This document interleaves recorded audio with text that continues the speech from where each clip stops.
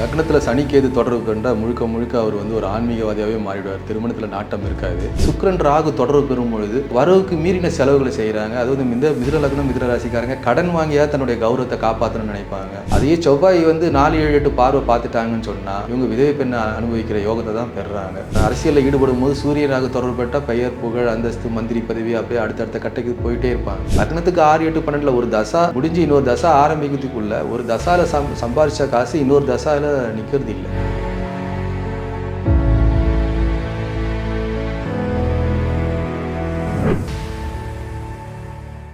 பக்தி கஃபே நேயர்களுக்கு வணக்கம்.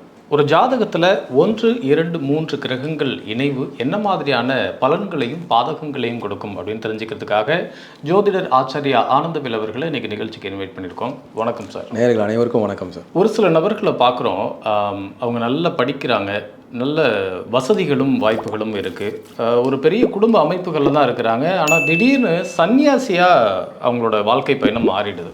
இந்த மாதிரி சன்னியாசியாக போகக்கூடிய அமைப்பு எந்த கிரக இணைவுனால நடக்கும்? பொதுவாக வந்து 10ஆம் இடத்துல ஒன்றுக்கும் மேற்பட்ட கிரகங்கள் இருந்தால் அது ஒரு சன்னியாசி வாழ்க்கையை தான் கொடுத்துருது. லக்னத்தில் சனி கேது தொடர்பு கண்டால் முழுக்க முழுக்க அவர் வந்து ஒரு ஆன்மீகவாதியாகவே மாறிடுவார். திருமணத்தில் நாட்டம் இருக்காது. அதே மாதிரி குரு கேது கேல யோகம்னு பேர். இது வந்து கடனை அதிகமாக வாங்க வைக்கும். கடன் எங்கே கேட்டாலும் கிடைச்சிரும். குரு கேது இணைவு இது ஒரு கட்டத்தில் சன்னியாசி வாழ்க்கையை கொடுத்துரும். அதே மாதிரி லக்னத்துக்கு 12ஆம் இடத்துல ஒரு கிட்டத்தட்ட ஒரு 6, 7 கிரகம் அப்படி இருந்துச்சுன்னு சொன்னிங்கன்னா இது வந்து தேசாந்திர யோகத்தை கொடுத்துடுது.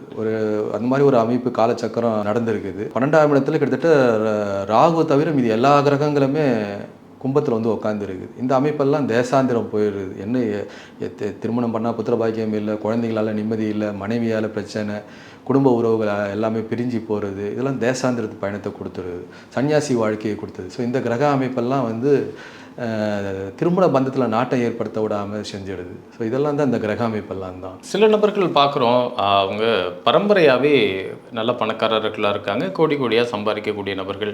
அப்பாவோட சொத்தை அப்படியே கண்டினியூ பண்ணிக்கிட்டு அதுக்கப்புறமா அவங்க பிஸ்னஸில் அப்படிங்கிறப்ப கோடி கோடியாக சம்பாதிக்கிறாங்க. ஒரு சில நபர்களை பார்க்குறோம், ஒரு காலகட்டம் வரைக்கும் ரொம்ப ஏழ்மையான சுச்சுவேஷன், ஒரு நடுத்தர குடும்பத்தை சேர்ந்தவங்க அப்படி வராங்க, எங்கேயாவது ஒரு இடத்துல கிளிக் ஆகி டக்குன்னு கோடி கோடியாக சம்பாதிக்கக்கூடிய வாய்ப்புகளை பெறுறாங்க. எந்த கிரக இணைவு இருக்கிறவங்களுக்கு இப்படி அமையும்? நிறைய கிரக சேர்க்கைகள்லாம் இருக்குது. இப்போ குரு சனி சேர்க்கைன்னு சொன்னால் தர்ம கர்மாதிபதி யோகம்னு சொல்கிறோம். அந்த தசா காலம் வரணும். எது ஒன்றும் அந்த யோகத்தை அனுபவிக்கிறதுக்கு தசா காலம் வரணும். இப்போ உதாரணத்துக்கு சொன்னோம்னா இந்து லக்னத்தில் அமர்ந்த கிரகங்களின் தசா காலத்தில் மிகப்பெரிய ஒரு யோகத்தை கொடுக்குது. இந்து லக்னம்ன்றது இந்துன்னு சொன்னால் சந்திரன் சந்திரனை மையமாக வச்சு பலன் கொடுக்கறது. லக்னத்துக்கு 9ஆம் இடம், ராசிக்கு 9ஆம் இடம், இதை அந்த 2 புள்ளிகளையும் இணைக்கிற பகுதி தான் இந்து லக்னம். அந்த லக்னத்தில் அமர்ந்த கிரகங்களினுடைய தசா காலம் அது மிகப்பெரிய ஒரு யோகத்தை கொடுக்குது. ஸோ அந்த தசா வர வரைக்கும் வெயிட் பண்ணணும். இப்போ பஞ்சமகா புருஷ யோகம்னு எடுத்துட்டிங்கன்னு சொன்னிங்கன்னா அந்த குறிப்பிட்ட 5 கிரகங்கள் உச்சம் பெறும்பொழுது மிகப்பெரிய ஒரு யோகத்தை கொடுக்குது. அந்த தசா வரணும். அந்த வந்தால் தான் அந்த மிகப்பெரிய மாற்றத்தை கொடுக்குது. அதே மாதிரி பூச நட்சத்திரத்தில் பிறந்தவங்களுக்கு அந்த மாதிரியான ஒரு யோகம் இருக்குது. 50 வயதுக்கு பிறகு மிகப்பெரிய ஒரு யோகத்தை கொடுக்குது.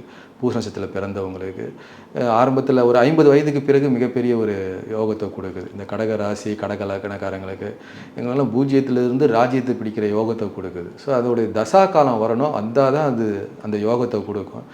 பரம்பரையாகவே வம்சாவளியிலேருந்து நல்லா இருக்கிறாங்கன்னா 9ஆம் அதிபதி பலமாக இருக்கும்போது அவங்க சிறப்பாக இருக்கிறாங்க. அவங்க வம்சாவளியில் எல்லாருமே தலைமுறையாக அந்த யோகத்தை அடையிற பாக்கியத்தை கொடுக்குது. ஸோ 9ஆம் இடம் பலமாக இருக்கணும். 9ஆம் இடம் கெட்டு போகாமல் இருந்துச்சுனாலே சிறப்பாக இருக்கும். 9ஆம் இடத்துல சூரியன் பலமாக இருக்கிறாரு அப்படின்னா தகப்பனார் நல்ல வசதி வாய்ப்போடு இருந்திருப்பார். மேஷத்துலேயே அவர் உச்சமாகிறாரு அப்படின்னா அவர் தலைமுறை வந்து சிறப்பாக இருக்குதுன்னு சொல்ல வருது. ஸோ அந்த கிரக அமைப்பு இருக்கணும். அந்த தசா காலம் வர வரைக்கும் காத்துட்டு இருக்கணும். ஓகே, அந்த 5 கிரகங்கள் உச்சம் பெற்றிருந்தாக்கா அதுக்கப்புறம் அந்த தசாபுத்தி நடக்கிறப்ப வந்துடும் அப்படின்னு சொல்கிறீங்க. அந்த 5 கிரகங்கள் அப்படிங்கிறது எந்தெந்த கிரகங்கள் உச்சம் பெற்றிருக்கணும்? அதாவது இது பேர் வந்து பஞ்சமகா புருஷ யோகம். இது வந்து சூரியன் சந்திரன் ஒளி கிரகங்கள் கிடையாது. அதே மாதிரி நிழல் கிரகங்களான ராகு கேது கிடையாது. மீதி இருக்கிற செவ்வாய் புதன் சுக்கிரன் சனி இவங்க 4 கிரகங்களும் உச்சம் பெறணும். ஆட்சி பெற்றிருந்தால் பரவாயில்லை. இந்த 5 கிரகங்கள் உச்சம் பெறும் பொழுது அந்த பஞ்சமகா புருஷ யோகம் கொடுக்குது. உதாரணத்துக்கு சுக்கிரன் உச்சம் பெற்றிருந்தா அம்ச யோகம். இந்த மாதிரி ஒவ்வொரு கிரகங்களுக்கும் ஒரு யோகம் இருக்குது. அந்த தசா காலம் வரணும். இப்போ இந்த மாதிரியான அமைப்பு நீங்கள் பார்க்கும்பொழுது மிதுன லக்னம், புரட்சி தலைவி அம்மா அவர்கள் பார்த்தீங்கன்னா மிதுன லக்னம், 10ஆம் இடத்துல சுக்கிரன் உச்சம், சிம்ம ராசி, ஆரம்ப காலத்திலே அந்த அம்மா மக நட்சத்திரம், இப்போ ஆரம்ப கால தசை கேது தசை தான் வரும். அடுத்தது சுக்கிரன் வராரு. அந்த மாதிரி படிக்கிற வயசுலேயே சினிமா துறையில் இண்டஸ்ட்ரியில் மிகப்பெரிய பிரபலம் ஆகுறாங்க. கிட்டத்தட்ட புரட்சித் தலைவர் எம்ஜிஆரோட கிட்டத்தட்ட 25 படங்களுக்கு மேலே நடிச்சிருக்கிறாங்க. மிகப்பெரிய கொடுத்தது. அடுத்தது வரும்போது சூரிய தசை வருது. சூரியன் வந்து அந்த அம்மாவுக்கு கும்பத்தில் உட்காந்துருக்கு. அந்த இடம் தான் அந்த அம்மாவுக்கு இந்து லக்னமாக வந்து உட்காருது. அந்த சூரிய தசா காலத்தில் கொஞ்சம் கொஞ்சமாக அந்த அம்மா அரசியல் ரீதியாக உள்ளே நுழையிறாங்க. இப்படி ஒவ்வொரு கட்டமாக அவங்க நுழையும் போது அடுத்தடுத்த யோகங்களை பெறுறாங்க. குறிப்பாக அந்த அம்மாவுடைய ஜாதகத்தில் குரு சந்திர யோகம், குரு மங்கள யோகம், பௌர்ணமி யோகம், பஞ்சமகா புருஷ யோகம், இந்து லக்ன யோகம், இப்படி பல யோகங்கள் இந்த அம்மாவுக்கு. பஞ்சமகா புருஷ யோகம் அப்படின்னா பஞ்சன்னு சொன்னால் 5ன்னு அர்த்தம். மகா என்று சொன்னால் பலமாக கொடுக்க போகுதுன்னு அர்த்தம், கொடுப்பினைன்னு அர்த்தம். பஞ்சமகா புருஷ யோகம், யோகம்னா கொடுப்பினை கொடுக்க போகுதுன்னு அர்த்தம். ஒரு ஆணாதிக்கம் நிறைந்த ஒரு சமுதாயத்தில் பல பிரச்சனைகளை தாண்டி பல போராட்டங்களை தாண்டி அவங்க கடந்து வந்த சவால்களெல்லாம் முறியடித்து அந்த சவால்களை ஏற்று கட்சியை வழி நடத்தி இன்றைக்கி தொடர்ந்து ஒரு 3 முறை முதலமைச்சர் பதவி, அடுத்தடுத்து முதலமைச்சர் பதவி தக்க வச்சு ஒரு சரித்திரத்தில் தன்னிகரேட்டில்லா ஒரு சரித்திர நாயகியாக இன்றைக்கி புரட்சி தலைவி இருந்திருக்கிறாங்கன்னா அதுக்கு காரணம் அந்த அம்மாவுடைய ஜாதகத்தில் இருந்த அமைப்பு தான். இதே மாதிரி முத்தமிழறிஞர் டாக்டர் கலைஞருடைய ஐயாவுடைய ஜாதகத்தில் இருந்திருக்கு. அவருக்கு வந்து 7ஆம் இடத்துல செவ்வாய் உச்சம், அவருக்கு வந்து கடக லக்னம், 4ஆம் இடத்துல சனி உச்சம், சிறப்பான ஒரு யோகம். 7ஆம் இடத்துல செவ்வாய் உச்சம். ஸோ அவரும் ஒரு சாதாரண நிலையிலிருந்து மிகப்பெரிய ஒரு யோகத்தை அடைஞ்சார். நிறைய பேர் சொல்லலாம். அதே மாதிரி இப்போ தனுஷுடைய ஜாதகத்தை எடுத்துகிட்டு பார்த்தீங்கன்னு சொன்னீங்கன்னா அவர் வந்து துலா லக்னம், லக்னத்திலே சனி உச்சம். சனி தசை வரும்பொழுது தான் உள்ள இண்டஸ்ட்ரியிலே நுழையிறாரு. அந்த 19 ஆண்டுகள் மிகப்பெரிய ஒரு வளர்ச்சி. மிக மோசமான நிலையில் இருந்து அந்த யோகம் என்ன பண்ணுதுன்னா பயங்கரமான ஒரு கோடீஸ்வர யோகத்தை கொடுக்குது. அந்த 19 ஆண்டுகள் வந்து பார்த்தீங்கன்னா அவர் மிகப்பெரிய ஒரு அச்சீவ்மெண்ட் அடைச்சிடுறாரு. அதில் இன்னொரு யோகம்னு பார்த்தீங்கன்னா 4ஆம் அதிபதி சரராசியாக இருந்து அந்த வீட்டு அதிபதி சரராசியிலே ஆட்சி உச்சம் பெற்றாங்கன்னா 1க்கும் மேற்பட்ட வீடு மனை வாகன யோகத்தை கொடுக்குது. அது அவங்களுடைய முதலீடு இண்டஸ்ட்ரியை பொறுத்து. இப்போ உதாரணத்துக்கு ஒரு ஏழ்மையான நிலைமையில் ஒரு தையல் கூலி தொழிலாளியாக இருக்கிறாருன்னா அவங்களுடைய சனினா 19 ஆண்டுகள் அவர் ஒரு 2 லட்ச ரூபாயில் கூரை வீடு கட்டுவார் அப்படின்னு சொல்லலாம். அவர் ஒரு 20 லட்ச ரூபா ஒரு பிஸ்னஸ் மேன் இன்வெஸ்ட் பண்ணுறாரு அப்படின்னா அவர் ஒரு 2 கோடி ரூபாயில் வீடு கட்டுவாருன்னு. அதே ஒரு சினிமாவில் ஒரு பாப்புலரான ஹீரோவாக இருக்கிறாங்க அப்படின்னா அவங்க ஒரு 200 கோடி சொத்து, 300 கோடி சொத்து. 19 ஆண்டுகளாக அப்படி நம்ம பிரிச்சுக்க போகிறோம். 1.9, 2 lakhs, 20 lakhs, 2 crores, 20 crores, 200 crores. நம்ம அதை அப்படியே மல்டிபிள் பண்ணிக்க வேண்டியது தான். இப்போ நம்ம லேடிஸ் சூப்பர் ஸ்டார் பார்த்தீங்கன்னா தொடர்ந்து 25 ஆண்டுகள் இந்த இண்டஸ்ட்ரியில் அவர் தக்க வச்சிருக்கிறாங்க. இப்போ அந்த அம்மாவுடைய ஜாதகத்தில் பார்த்தீங்கன்னா அந்த அம்மாவுக்கு வந்து மகர லக்னம், செவ்வாய் உச்சம், 4ஆம் அதிபதி சரராசி, மேஷத்தின் அதிபதி மகரத்திலே உச்சம் பெறுறாரு. அந்த அம்மாவுக்கு 10ஆம் இடமான தொழில் ஸ்தானத்தில் துலாத்தில் சனி உச்சம். இன்றைக்கி தொடர்ந்து 25 ஆண்டுகள் அவங்க இண்டஸ்ட்ரியில் ஒரு நல்ல ஒரு கொடி கட்டி பறக்கிறாங்க. இதெல்லாம் தான் இந்த பஞ்சமகா புருஷ யோகம் அப்படி கொடுக்கணும். ஏழ்மை நிலையில் இருந்தவங்களும் ஒரு கோடீஸ்வர யோகத்தை கொடுக்கறது இந்த பஞ்சமகா புருஷ யோகம். அந்த தசா வரணும், அதுக்காக நம்ம காத்துட்ருக்கணும். கோடீஸ்வரர்களாக இப்படி வாழ்கிறது அப்படிங்கிறத தாண்டி சில நபர்களை பார்க்குறோம், ஆடம்பரமான வாழ்க்கை வாழக்கூடிய நபர்களை பார்க்குறோம். ஒன்று அவங்களுக்கு ஃபினான்ஷியலாக நல்ல ஒரு க்ரோத் இருந்து ஃபினான்ஷியல் பேக்ரவுண்ட் இருந்து ஆடம்பரமாக வாழ்கிற வாழ்க்கை சில நபர்கள் இருக்காங்க. ஆனால் வருமானமே இல்லை அப்படின்னாலும் சில பேர் ஆடம்பரமான வாழ்க்கை கடன் வாங்கியாவது அந்த ஆடம்பரமான வாழ்க்கை வாழணும் அப்படின்னு வாழ்ந்துட்டு இருக்க நபர்கள் பார்க்குறோம். எந்த கிரக இணைவு இருந்தால் இந்த மாதிரி ஒரு அமைப்பு இருக்கும்? பொதுவாக மிதுன லக்னம், மிதுன ராசி இவங்கெல்லாம் வந்து கொஞ்சம் ஆடம்பரமாக செலவு பண்ணக்கூடிய ஆளுங்க. அதே மாதிரி காம ராசின்னு பேர், அதாவது தர்மம், கர்மம், காமம், மோட்சம், இந்த பிரிவு அப்படியே 4 அப்படியே போட்டுக்கிட்டே வரணும். இந்த காம ராசியில் லக்னாதிபதி போய் காம ராசியில் போய் உட்கார்றாரு அப்படின்னா லக்னாதிபதியோட சுக்கிரன் இணைகிறாரு, லக்னாதிபதியோட ராகு இணைகிறாரு அப்படின்னு சொன்னால் இவங்கெல்லாம் கையில் காசு இல்லைனாலும் சாயங்காலமான கிளப்பு போகிறது, ஆடம்பர ரேஸ் போகிறது, ஷேர் மார்க்கெட்டில் இன்வெஸ்ட் பண்ணி கடன் வாங்கியாவது BMW கார் வாங்குறது, இஎம்ஐ கட்ட முடியுதோ இல்லையோ கடன் வாங்கியாவது நம்ம அதெல்லாம் வந்து தகுதிக்கு அதிகமான செலவுகளை செய்கிறது. லக்னாதிபதி அந்த காமராசியில் உட்காரும் போது லக்னாதிபதியுடன் சுக்கிரன் தொடர்பு பெறும்போது, ஏன்னா சுக்கிரன்னா ஒரு போகக்காரகன், ராகு அதை விட 3 மடங்கு போகக்காரகன். இவங்கெல்லாம் அவங்க போடுறதே பார்த்திங்கன்னா ஒரு சாதாரண நிலையில் இருந்தாலும் ஒரு 2000 ரூபாய் ஷர்ட்டை யூஸ் பண்ணுறக்கூடிய ஆளுங்க. அந்த வெளியே அந்த பகட்டு வெளியே தெரியும். ஸோ இவங்கெல்லாம் வந்து சுக்கிரன் ராகு தொடர்பு பெறும் பொழுது வரவுக்கு மீறின செலவுகளை செய்கிறாங்க. அது வந்து இந்த மிதுன லக்னம் மிதுன ராசிக்காரங்க கடன் வாங்கியா தன்னுடைய கௌரவத்தை காப்பாற்றணும்னு நினைப்பாங்க. ஸோ இவங்கெல்லாம் ஆடம்பர செலவுகள் உடையவங்க. மெயினாக சுக்கிரன் ராகு தான். அது மாதிரி இந்த வெளிநாட்டு யோகம் அப்படின்னு ஒன்று இருக்குது. அதுக்கு என்ன கிரக இணைவுகள் காரணமாக இருக்கும்? சில பேர் வந்து வெளிநாடு போய் சம்பாரிச்சிட்டு திருப்பி அந்த பணத்தெல்லாம் இங்கே கொண்டு வந்து அவங்களோட சொந்த நாட்டில் கொண்டு வந்து இன்வெஸ்ட் பண்ணுவாங்க. சில பேர் வெளிநாட்டிலே போய் செட்டில் ஆகிடுவாங்க. இந்த ரெண்டுக்கும் ஒரே கிரக இணைவு இருக்குமா, இல்லை வேறு வேறு கிரக இணைவு? இதுக்கு நிறைய ஜோதிட விதிகள் இருக்குது. மெயினாக வந்து 9, 12 தொடர்பு பெறணும். உதாரணத்துக்கு 2, 9, 12 தொடர்பு பெறுதுன்னு வச்சுங்களேன். அங்கே போனவங்க அங்கே அந்த குழந்தைக்கு வந்து அங்கேயே க்ரீன் கார்டு சிட்டி கிடச்ச உடனே அந்த அடிப்படை கல்வியிலேருந்தே அங்கே படிக்க ஆரம்பிச்சிடும். இப்போ 4, 9, 12 உயர்கல்விக்காக போவாங்க. 7, 9, 12 இன்னும் கொஞ்சம் அட்வான்ஸ்டு. 11 போகிறாங்க, பிஹெச்டி பட்டம் வாங்கிறதுக்காக போகிறாங்க, டாக்டரேட் படிக்கிறாங்க, எம்எஸ் பண்ணோம் இவங்க. அப்போது அந்த 11, 9, 12 தொடர்பு பெறும்பொழுது அந்த அதை சார்ந்த படிப்புக்காக வெளிநாடு போகிறாங்க. அதே மாதிரி செவ்வாய் சனி சேர்க்கை அப்படி இருந்துச்சுன்னா 7ஆம் இடத்துல இருந்துச்சுன்னு சொன்னால் அது சரராசியாக இருந்துச்சுன்னா அது பேர் பாதாள யோகம் பேர். கடல் கடந்து போகிறது பேர் செவ்வாய் சனி. ஸோ இதெல்லாம் வந்து கடல் கடந்து போகிறது ஏற்படுது. ஒரு சிலருக்கு அந்த கடல் கடந்து போய் சம்பாரித்து அதோட உபகேது தொடர்பு பெறுறாரு. குருவுடன் உபகேது, கேதுவுடைய மகன் உபகேதுன்னு பேர். குருவுடன் உபகேது இருந்தாங்கன்னா சம்பாரித்த காசெல்லாம் விட்டுட்டு வந்துட போகிறாங்கன்னு சொல்கிறார். இப்போ அவங்க வேற ஒருத்தர் பேரில் நம்பிக்கை பேரில் இருந்தாலும் அவர் எஸ்கேப் ஆகிடுவார். ஸோ குருவுடன் உபகேது தொடர்பு பெறும் பொழுது குருவோட நீர் ராசியில் இருந்தால் வெளிநாடு கடற்கடந்து போகிறாங்க. விருச்சிகத்திலேயோ மீனத்திலேயோ கடகத்திலேயோ உட்காரும் பொழுது நீர் ராசியில் குரு உட்காந்தாருன்னா வெளிநாடு பயணம் போகிறாங்க. அதனோட உபகேது தொடர்புனா சம்பாதிச்ச காசை அங்கேயே விட்டுட்டு வந்துட போகிறாங்க, ஏமாந்து போகிறாங்க. அங்கே போயிட்டு கடைசி காலத்தில் கேம்பிளிங்கில் போடுறாங்க, ஷேர் மார்க்கெட்டில் போடும்போது சம்பாதிச்ச 10 கோடி 15 கோடியை விட்டுட்டு வந்துடுறாங்கன்னு சொல்லுது. இது மாதிரி நிறைய கிரக சேர்க்கைகள் இருக்குது. மெயினாக 9, 12 தொடர்பு பெறணும். அதோடைய தசா காலம் வரணும். சில பேர் தங்களோட வாழ்க்கை துணையை தேர்ந்தெடுக்கிறப்ப அதில் சில வித்தியாசமான புதுமையான விஷயங்களை நம்மளால் பார்க்க முடியும். ஒன்று, எல்லாருக்கும் நடக்கிற மாதிரி எனக்கு இந்த மாதிரி பெண் அமைப்புகள் வேணும் அப்படிங்கிறது இல்லாமல் இந்த மாதிரியான ஒரு டிஃப்ரெண்ட்டான விஷயத்தில் ஈடுபடுறவங்க. எக்ஸாம்பிள், ஒரு விதவைக்கு தான் வாழ்க்கை கொடுப்பேன் நான், இல்லைனா ஒரு அந்நிய மாநிலத்தை சேர்ந்தோ அல்லது அந்நிய நாட்டை சேர்ந்தோ பெண்களுக்கு தான் நான் வாழ்க்கை கொடுப்பேன், இப்படிலாம் இருக்கிறாங்க. இந்த மாதிரி ஒரு விதவைக்கு வாழ்க்கை கொடுக்கக்கூடிய நபர்கள் அப்படின்னா அவங்களுக்கு என்ன கிரக இணைவு வந்தால் அப்படி ஒரு எண்ணம் தோணும்? அதாவது பார்த்தீங்கன்னா இந்த கடகம் சிம்ம லக்னத்துக்கு பார்த்தீங்கன்னா 7ஆம் இடம் வந்து சனி கிரகமாக தான் வரும், மகரம் கும்பமாக தான் வரும். அந்த சனி கிரகம் 6, 8, 12 போய் மறைஞ்சி செவ்வாய் 4, 7, 8 பார்வையாக அந்த சனி கிரகத்தை பார்த்துட்டாங்கன்னா அவங்க விதவை பெண்ணை தான் திருமணம் செய்வாங்க. அவங்க ஜாதகத்தை பார்க்கும்போதே நீங்கள் ஒரு விதவை பெண்ணுக்கு வாழ்க்கை கொடுங்கன்னு நம்ம சொல்லலாம். ஸோ இதுதான் மெயினான ரூல்ஸு. ஸோ இந்த அமைப்பு மெயினாக இந்த கடக லக்னம் சிம்ம லக்னக்காரங்களுக்கு பொதுவாகவே வந்து 7ஆம் இடம் சனி கிரகம்னால திருமணமே தாமதம் தான். அந்த 7ஆம் அதிபதியே சனி வக்கரம் பெற்றாங்க, 30 வயது முடியாமல் திருமணம் இல்லை. அதையே செவ்வாய் வந்து 4, 7, 8 பார்வை பார்த்துட்டாங்கன்னு சொன்னால் இவங்க விதவை பெண்ணை அனுபவிக்கிற யோகத்தை தான் பெறுறாங்க. அதாவது எல்லா கிரகங்களும் கெட்டு போகிறது. அந்த அந்த அந்த ஜாதகத்தில் எல்லா பாவம் கெட்டு போயிருந்தாலும் அந்த யோகத்தை, அதாவது ஒரு கணவனை இழந்த பெண்ணுக்கோ இல்லை மனைவியை இழந்த ஆணுக்கோ தான் அந்த திருமணம் நடைபெறும். இது பெண்களுக்கும் பொருந்தும், ஆணுக்கும் பொருந்தும். விஷக்கன்னிகா தோஷம்னு பேர். எல்லா பாவங்களும் பலம் இழந்த நிலையில் இருக்குது. எல்லா கிரகங்களும் 6, 8, 12 போய் மறையுது. அது எல்லா பாவம் சிறப்பு இல்லாமல் இருக்குது அப்படின்னா இவங்க வந்து விஷக்கன்னிகா தோஷத்தால் பாதிக்கப்படுறாங்க. விஷக்கன்னிகா தோஷம் வந்து மெயினாக பெண்கள் தான் அதிக பாதிக்கப்படுகிறாங்க. ஆண்கள் கூட அடுத்தடுத்து திருமணம் பண்ணிக்கிறாங்க, ஆனால் பெண்களால் முடியறது இல்லை, அவமானங்கள் தான் சந்திக்கிறாங்க. ஸோ இவங்க வந்து வாழ்க்கை இழந்தவங்களுக்கு வாழ்க்கை கொடுக்கறது இந்த தோஷத்துலேருந்து வெளியே வரலாம், விஷக்கன்னிகா தோஷம். இந்த அமைப்பு இருந்துச்சுன்னா செவ்வாய் 4, 7 பார்வை பார்க்குது, சனி கிரகத்தை பார்க்குன்னா விதவை பெண்ணை திருமணம் பண்ணால் மட்டும்தான் இவங்க சிறப்பு. இந்த சொசைட்டியில் நல்ல ஒரு பேரும் புகழும் கிடைக்கிற மாதிரியான நபர்களை நம்ம நிறைய பார்க்குறோம். ரொம்ப நாள் கழித்து திடீர்னு அவங்களுக்கு ஏதோ ஒரு அரசியல்லையோ சினிமாவிலையோ அல்லது தொழிலையோ திடீர்னு ஒரு வளர்ச்சி கிடைக்கும். அந்த மாதிரி வளர்ச்சியில் பேரும் புகழும் கிடைக்கும்.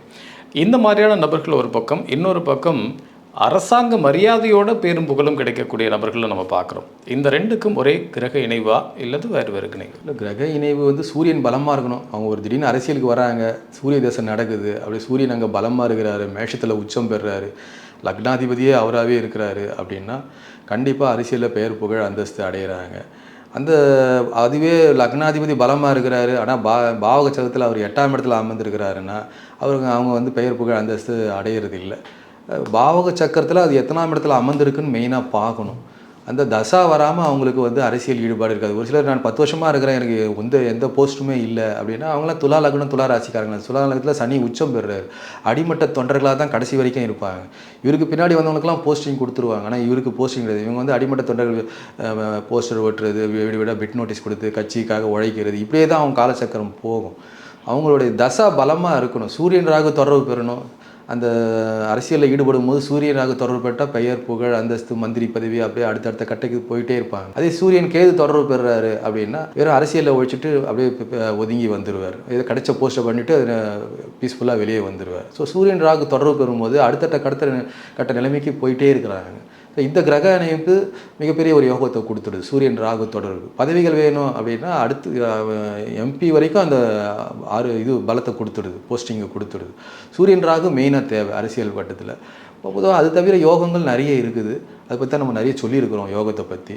ஸோ மெயின் வந்து அரசியலில் ஜெயிக்கிறாங்க அப்படின்னா சூரியன் ராகு தொடர்பு இருக்கும்போது அரசியலில் அந்த தசா வரும்பொழுது சூரியன் அது மேலே பயணிக்கும் போது கேண்டிடேட் வந்து இறங்குனாங்கன்னா கண்டிப்பாக அவங்களுக்கு அரசியல் யோகத்தை கொடுத்துட்றாங்க. ஜாதகத்தில் ஒரு கட்டத்தில் எந்தெந்த கிரகங்களோட இணைவு ஏற்பட்டால் ஒரு நல்ல பலன்கள் கிடைக்கும்? குரு சனி சேர்க்க இது தர்ம கர்மாதிபதி யோகத்தை கொடுத்துடுது. அதே மாதிரி குரு சந்திர யோகம், குரு மங்கள யோகம் இதெல்லாம் ஒரு நல்ல யோகத்தை கொடுத்துடுது. பொதுவாக வந்து ராகு கேது தொடர்பு இல்லாமல் இருப்பது நல்லது. அது காதலாக இருந்தாலும் சரி, திருமண வாழ்க்கையாக இருந்தாலும் சரி, ராகு கேது தொடர்பு இல்லாமல் இருக்கிறது நல்லது. அதே மாதிரி உபகிரகங்கள் தொடர்பு இல்லாமல் இருக்கிறது. இப்போ சந்திரனுடைய மகன் பரிவேடன், செவ்வாயுடைய மகன் வியாதிபாத, இப்படி ஒவ்வொரு புதனுடைய மகன் அர்த்த பிரகணன், சனியுடைய மகன் சூரியனுடைய மகன் கால, சனியுடைய மகன் மாந்தி குளிகன், இந்த உபகிரகங்கள் தொடர்பு இல்லாமல் இருக்கணும். இப்போ ஒருத்தர் பௌர்ணமி யோகத்தில் பிறந்திருப்பார், அவர் ஒரு 10 பேருக்கு வேலை கொடுத்துருக்கணும். ஆனால் அவர் ஒரு செக்யூரிட்டி வேலையில் இருக்கிறார். என்னன்னு பார்த்தா அந்த பௌர்ணமி யோகத்தோடு அந்த உபகிரகங்கள் தொடர்பு பெறுறாங்க. கேது தொடர்பு உபகேது தொடர்பு பெற்றுட்டாருன்னா அந்த யோகத்தை அனுபவிக்க முடியாமல் செய்யுது.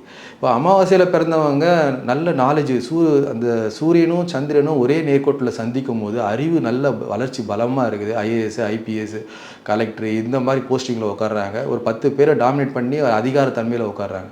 பௌர்ணமி யோகம் என்ன சொல்லுது? 10 பேருக்கு வேலை வாய்ப்பை கொடுக்குற யோகத்தை கொடுக்குது. ஆனால் அந்த பௌர்ணமி யோகம் கூடவே உபகிரகங்கள் தொடர்பு பெறும்போது அந்த யோகத்தை தடை செஞ்சுட்டு அதை இவரை ஒரு செக்யூரிட்டி வேலை 10 பேர் வேலை செய்கிற ஆஃபீஸில் ஒரு செக்யூரிட்டியாக நியமிக்குது. அப்போ அந்த உபகிரகங்கள் தொடர்பு இல்லாமல் இருக்கிறது நல்லது. இப்போ நம்ம 2ஆம் இடத்துல செவ்வாய் ராகு இருக்குது, இவருக்கு ஒரு பயங்கரமான கோபக்காரன்னு நம்ம நினைப்போம். ஆனால் பார்த்தீங்கன்னா உபகிரகங்கள் தொடர்பு கூடவே வியாதிபாதன் இருக்கிறார். ராகுவோடைய மகன் விஷத்துக்கு பிறந்த மகன் வியாதிபாதன் இருக்கிறாருன்னு சொன்னால் அவருக்கு கோபமே வராது. அப்படியே ஆப்போசிட்டாக செயல்படுறவர். செயல்பாடுகள் இன்னமும் ஒன்று தான், ஆனால் அப்படியே ஆப்போசிட்டாக சொல்லுவார். இப்போ தன்னார்வ தொண்டு செய்கிறவராக இருப்பார். அவர்கிட்ட நீங்கள் போய் ஜாதகத்தை காமிச்சு உங்கள் வீட்டுக்காரு பயங்கரமான கோபக்காரமாக ஆச்சுன்னா இல்லையே அப்படிலாம் இல்லையேன்னுவாங்க. எதனால் இல்லைன்னு பார்த்தா உபகிரகங்கள் ஜாதகத்தில் கண்டிப்பாக பார்க்கணும், இல்லைன்னா அந்த பலன் தப்பாக போயிடும். உபகிரகங்கள் அப்படியே ஆப்போசிட்டாக செயல்படும். ராகுனா கோபக்காரன், வியாதிபாதன் அப்படி இல்லை. அவருடைய மகன் ராகுவுடைய மகன் அவர் கோபத்தை கட்டுப்படுத்துறாரு. செவ்வாய் ராகு இருந்து கூடவே உபகிரகங்கள் வியாதிபாதன் தொடர்பு பெற்றாருன்னா தன்னார்வ தொண்டு, ஒரு மனநல பாதிக்கப்பட்டவங்களை கொண்டு வந்து முடி வெட்டுறது, ட்ரெஸ்ஸை சேஞ்ச் பண்ண நம்ம நிறைய மீடியாவில் சோஷியல் மீடியாவில் நிறைய பார்க்குறோம் இல்லையா? இதெல்லாம் செவ்வாய் ராகுடன் வியாதிபாதன் இருந்தான்னு சொன்னால் இந்த அமைப்பு கொடுத்துருது. கோபமே வராது. நம்ம சொல்லுவோம் செவ்வாய் ராகு பார்த்தோன்னே 2ஆம் இடத்துல கோபம்னா கோபமே வராது சார் எங்கள் வீட்டுக்காரருக்கு. நீங்கள் என்ன சார் ஒரு நாட்டாம படத்தில் மிக்சர் சாப்பிட்ற ஆள் சார் எங்கள் ஆள் அப்படின்வாங்க. அப்போ நம்ம உபகிரகங்களை பார்க்கணும். மெயினாக உபகிரகங்கள் இங்கே தான் பயன்படும். ஸோ இதெல்லாம் நமக்கு பயன்படும். இப்போ இந்த மாதிரி தான் நம்ம அந்த பௌர்ணமி யோகத்தில் பிறந்தவங்க அந்த உபகங்கள் தொடர்பு இல்லாமல் அந்த 2 கிரகங்களும் கெட்டு போகாமல் குருச்சந்திர யோகம், குரு மங்கள யோகம், அந்த குருவும் சந்திரன் குரு வந்து அங்கே அஸ்தங்கம் ஆயிட்டாருன்னா அந்த யோகத்தை அனுபவிக்க முடியாது. அஸ்தங்கம் சொன்னால் அந்த அனுபவிக்கிற யோகம் குறைவுன்னு சொல்லுது. நீச்சம்னு சொன்னால் நீ அனுபவிக்கிற யோகம் தரமற்ற வகையில் சம்பாதிக்க போகிறேன்னு சொல்லுவது நீச்சம் சொன்னால். உச்சம் சொன்னால் நீ உன்னுடைய சுய சம்பாதியம் முறையாக செஞ்சேன்னு சொல்லுது. இப்போ இந்த ஆட்சி உச்சம் நீச்சம் இப்போ இதுதான் சொல்லுது. அதுதான் இந்த பௌர்ணமி யோகத்தில் பிறந்தும் கூட ஒருத்தர் யோகத்தை அனுபவிக்க முடியலன்னா அங்கே உபகிரகம் தடை செய்யுதுன்னு சொல்லுது. அப்போ அந்த கிரகங்கள் வந்து பலவீனம் அடையக்கூடாது. அப்போ தான் அந்த யோகத்தை முழுமையாக அனுபவிக்க முடியும். அதே ஜாதக கட்டத்தில் எந்த கிரக இணைவுகள் இருந்தால் சில பாதகங்களை கொடுக்கும்? பாதகஸ்தானத்தில் அமரும் போது அந்த பாதகத்தை கொடுத்துருது. பாதகாதிபதியை விட பாதகஸ்தானத்தில் அமர்ந்த கிரகம் இப்போ சிம்ம லக்னம், லக்னாதிபதி சூரியனு மேஷத்திலேயே உச்சம் பெறுறாரு. நம்ம மேஷத்தில் உச்சம் பெறுறாரு, பலமாக இருக்காருன்னு நினைப்போம். ஆனால் அது 9ஆம் இடம், அது பாதகஸ்தானம். பாதகாதிபதியை விட பாதகஸ்தானத்தில் அமர்ந்த கிரகங்கள் கடுமையான பாதகத்தை கொடுக்குது. பாதகாதிபதியே கம்மியாக கொடுக்குறாரு. ஆனால் பாதகஸ்தானத்தில் அமர்ந்த இப்போ பனைமரத்து கீழே நம்ம எதை சாப்பிட்டாலும் நம்ம பார்க்குற மக்களுக்கு என்ன தெரியும்? அது சரக்கு அடிக்கிறான்னு தான் தெரியுது. இப்போ அந்த மாதிரி தான் பாதகாதிபதியை விட பாதகஸ்தானத்தில் அமர்ந்து இப்போ நம்ம பாரில் நிற்கிறோன்னு சொன்னால் யாருக்காவது வெயிட்டிங்கில் தான் நம்ம நிற்போம். ஆனால் அங்கே கிராஸ் பண்ணி போகிற நம்ம இவன் ஏன் இங்கே நிற்கிறான், இவனுக்கு இந்த பழக்கம் இருக்குமோன்னு சொல்லுது. அப்போ அந்த மாதிரி ஒரு கெட்ட பேர் தான் கொடுக்குது. பாதகாதிபதி வந்து அஷ்டமாதிபதி ஆசையை தூண்டி அவமானப்படுத்துது. பாதகாதிபதி 5 ரூபா பொருள் 5000 ரூபாய்க்கு விற்றுட்ட அப்படின்னு சொன்னால் நீ அதிகமாக ஆசைப்படுறன்னு சொன்னால் அந்த பாதகத்தை செஞ்சிடுது. ஆனால் பாதகாதிபதி வீட்டில் அமர்ந்த கிரகங்கள் கடுமையான பாதகத்தை செய்யுது, முன்னேற விடாமல் செய்யுது. அப்போ அந்த சூரியனுடைய தசா காலம் வரும்போது கடுமையான கஷ்ட நஷ்டங்களை கொடுத்தது. அதுவே பாவகச்சத்தில் 8ஆம் இடத்துல அமர்ந்துனா சுத்தமாக ஜோலி முடிஞ்சு போச்சுன்னு அர்த்தம். சம்பாதிச்சது இழந்துட போகிறோன்னு சொல்லுது. லக்னத்துக்கு 6, 8, 12 ஒரு தசா முடிஞ்சு இன்னொரு தசா ஆரம்பிக்கிறதுக்குள்ள ஒரு தசாவில் சம்பாதிச்ச காசு இன்னொரு தசாவில் நிற்கிறது இல்லை. ஸோ இப்படி தான் வந்து பணத்தை இழக்கக்கூடிய சூழ்நிலைகளை கொடுக்குது. அப்போ பாதகாதிபதியை விட பாதகஸ்தானத்தில் அமர்ந்த கிரகங்கள் கடுமையான பாதகத்தை கொடுக்குது. ஒரு ஜாதகத்தில் எந்த கிரக இணைவுகள் இருக்கக்கூடாது, இந்த கிரக இணைவுகள் இருந்தால் கொஞ்சம் கவனமாக இருங்க அப்படின்னு சொல்லலாம்? இப்போ குரு ராகு சேர்க்க சண்டால யோகம்னு பேர். திரும்ப திரும்ப காசை உள்ளே வாங்கி எடுத்து போட்டுக்கிட்டே இருப்பீங்க. அது பாட்டுன்னு கடல். அது வாங்கி வாங்கி உள்ளே போட்டுகிட்டே இருப்பீங்க, வெளியேருந்து வாங்கி வாங்கி போட்டுருங்க, கடைசியில் ஒன்றுமே இருக்காது. அது குரு கேது இந்த கிரக சேர்க்கை என்ன சொல்லுது? கடனை அதிகமாக வாங்க வச்சு சன்னியாசி யோகத்தை கொடுத்து விடுது. சனி கேது சுத்தமாகவே துறவரத்தை கொடுக்க போகுதுன்னு சொல்லுது. அப்போ ஒவ்வொரு கிரக சேர்க்க ஒவ்வொன்றும் சொல்லிகிட்டே தான் இருக்குது. ஸோ அந்த ஜாதகத்தில் எந்த மாதிரி அமைப்பு இருக்குதுன்றது தான் நம்ம பார்க்கணும். அப்போ இதெல்லாம் வந்து இப்போ சனி ராகு சேர்க்க ரெண்டும் பகை கிரகங்கள். ரெண்டும் என்ன செய்யுது? ஒரு இல்லையே நான் என்னுடைய ஜாதகத்தில் நான் 2 ஹோட்டல் வச்சு 2 பிரான்ச் வச்சுருக்கேன் நான் அப்படின்னு. ஆனால் கூட்டி கழிச்சு பார்த்தா staff salary, maintenance, over heads எல்லாம் கணக்கு போட்டு பார்த்தா இவங்க ஸ்டாஃபை லைஃப்பில் அந்த குடும்பத்தை தான் வாழ வச்சுருப்பாங்க. பார்த்தா இவங்களுடைய ஃபினான்ஷியல் ஸ்டேட்டஸ் என்னன்னு பார்த்தா கடைசியில் 0ல் தான் வந்து நிற்கும். ஸோ இந்த கிரக அமைப்பெல்லாம் தான் வாழ்க்கையில் முன்னுக்கு ஏற்பட விடாமல் செய்யுது. இப்போ கேது அடுத்து சனியை தொடப்போகுது, சனி கிரகம் தொடப்போகுது, சனி கிரகம் அடுத்து கேது தொடப்போகுதுன்னு சொன்னால் கண்டிப்பாக இவங்கெல்லாம் கடனில் மாட்ட போகிறாங்க. இதெல்லாம் சிறப்பு இல்லாத கிரக சேர்க்கையாக இருக்குது. கிரக இணைவுகள் பற்றி நிறைய விஷயங்கள் இன்றைக்கி எங்களோட ஷேர் பண்ணிட்டீங்க. இன்றைக்கி நிகழ்ச்சிக்கு வந்தமைக்கு மிக்க நன்றி. நன்றி சார். மீண்டும் மற்றொரு நிகழ்ச்சியில் சந்திப்போம். வணக்கம். இந்த வீடியோ உங்களுக்கு பிடிச்சிருந்தா லைக் பண்ணுங்க, ஷேர் பண்ணுங்க, கமெண்ட் பண்ணுங்க. மறக்காம பெல் பட்டனை கிளிக் பண்ணிட்டு பக்தி கஃபே தமிழ் சேனலை சப்ஸ்கிரைப் பண்ணிடுங்க.